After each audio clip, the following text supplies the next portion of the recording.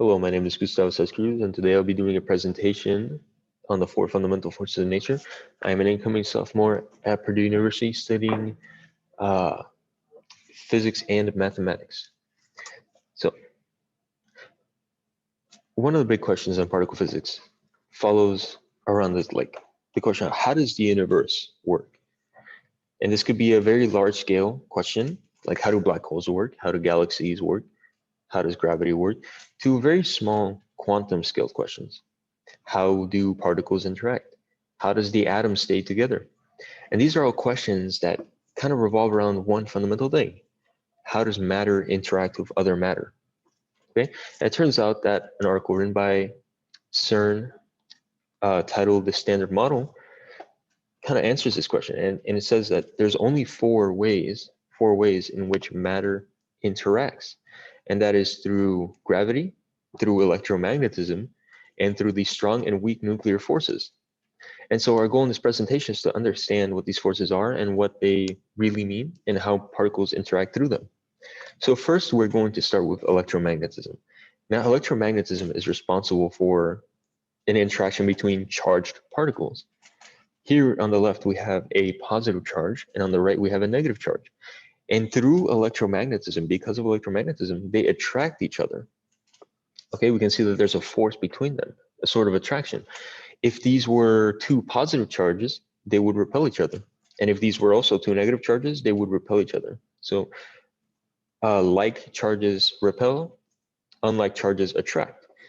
And it turns out that because of the simple interaction between charged particles, we actually get a lot of the behavior we see in our natural world. If you open a door, the force you're exerting is caused by the electrons. So the charged electrons in your hand are going to interact with the charged electrons at the door.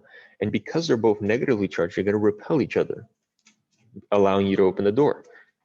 Similarly, as noted out, an article written by David Slaney titled "What is Light?" published by Nature magazine answers another question or reveals another facet of electromagnetism. See, light is part of electromagnetism. The light that we see all around us, the light that's reflecting off my body and into this camera right here, is part of electromagnetism.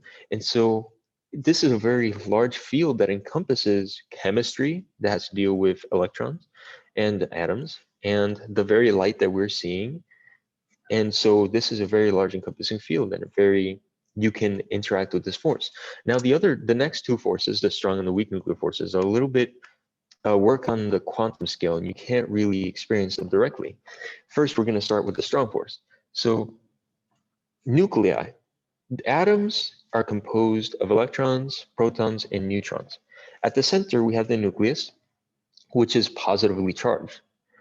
But the question is, how does the nucleus stay together if it's positively charged? As we learned before, similar charges repel each other. By this logic, the nucleus shouldn't exist. It should disperse. And there should only be like single positrons or single protons instead of clumps. Now, the answer to this question is noted out by Dr. Havecox and his colleagues in the article, it's a strong force, literally, that makes parts of the nucleus stay put.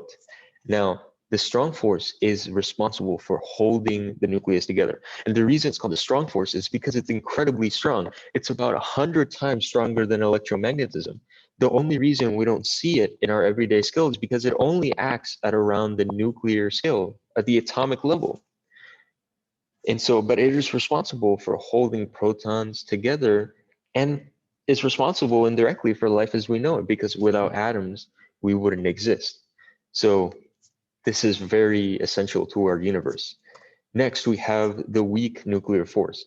So the weak nuclear force is a little bit more abstract. So it allows particles to change into different particles.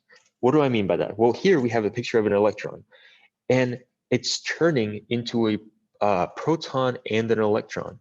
The only way this is possible is through the weak nuclear force.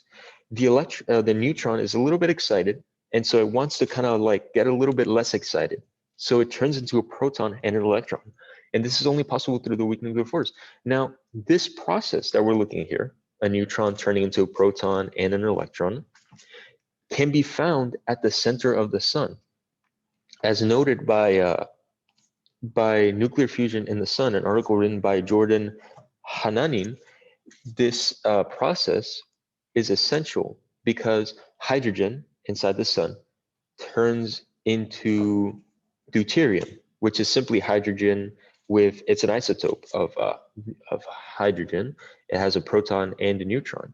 The only way that a proton can turn into a neutron is kind of like the reverse of this. So imagine here we have a neutron turning into a proton and an electron. In the reverse scenario, a proton can turn into a neutron. Kind of like if we run it backwards. Yes, but in hyperphysics by Carl Navi, under the fundamental forces, we can see that the weak nuclear force is in fact essential for changing the very identity of particles. Last but not least, we have gravity.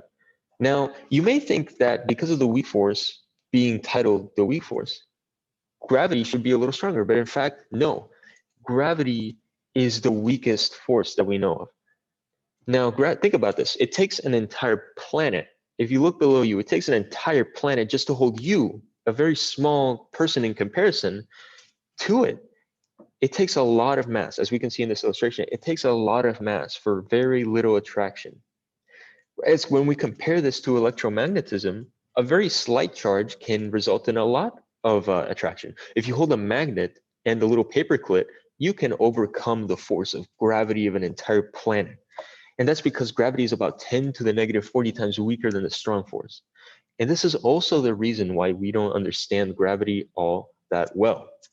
You see, gravity, because it is so weak, is basically non-existent at the atomic scale.